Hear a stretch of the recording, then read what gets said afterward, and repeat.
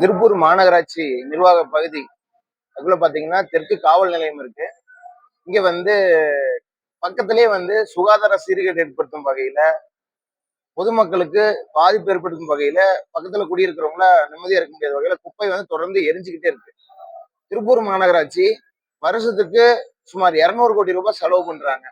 ஆனா முறையா வந்து குப்பையை வந்து கையாளாம, திடக்கழிவு மேலாண்மை திட்டத்தை அமல்படுத்தாம, இந்த குப்பையில வந்து மிகப்பெரிய ஊழல் செய்து குப்பை வந்து அங்கங்கே கொட்டி எரிக்கிறாங்க. இதுக்கு எஸ்டபிள்யூஎம்எஸ் அப்படின்னு சொல்லிட்டு ஒரு கம்பெனி ஒப்பந்தம் எடுத்திருக்கு. அந்த கம்பெனி பாத்தீங்கன்னா பினாமி கம்பெனி. அந்த பினாமி கம்பெனி மூலியமா திருப்பூர் மாநகராட்சி முன்னாள் மேயர், இங்க இருக்கக்கூடிய பல்வேறு கவுன்சிலர்கள், அலுவலர்கள் எல்லாம் அந்த கம்பெனி மூலியமா ஊழல் பண்ணி முறைகேடு பண்ணிட்டு அந்த குப்பையை தரம் பிரிக்காம, வகைப்படுத்தாம அப்படியே அந்தந்த பகுதிகளிலேயே கொட்டி தீய வச்சு எரிக்கிறாங்க. இந்த மாதிரிதான் இந்த தெற்கு காவல் நிலைய பக்கத்துல குப்பையை கொட்டி எரிச்சுக்கிட்டு இருக்காங்க. எரிக்கிறதுனால கடுமையான பாதிப்பு ஏற்படுது. சுவாச கோளாறு, உடல் ரீதியான பிரச்சனைகள் ஏற்படுது. பல முறை அங்க இருக்கிறவங்க எல்லாம் அவங்க மாநகராட்சிக்கு வந்து புகார் தெரிவிச்சோம்.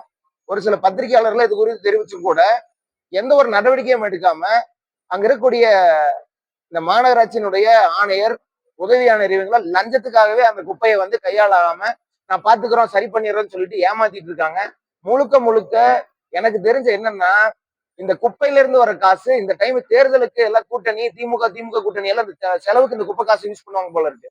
அதனாலதான் இந்த குப்பையை வந்து கையாளாம அந்த குப்பைன்ற பேர்ல தினமும் வந்து லட்சக்கணக்கில் வந்து திருடிட்டு இருக்கிறாங்க. உடனடியா வந்து இதை தடுத்து நிறுத்தணும். சுகாதாரத்துல கூட அக்கறை இல்லாத இந்த திமுக அரசு, முன்னாள் திமுக அரசு, மாநகராட்சியினுடைய திமுக நிர்வாகமா இருந்தது.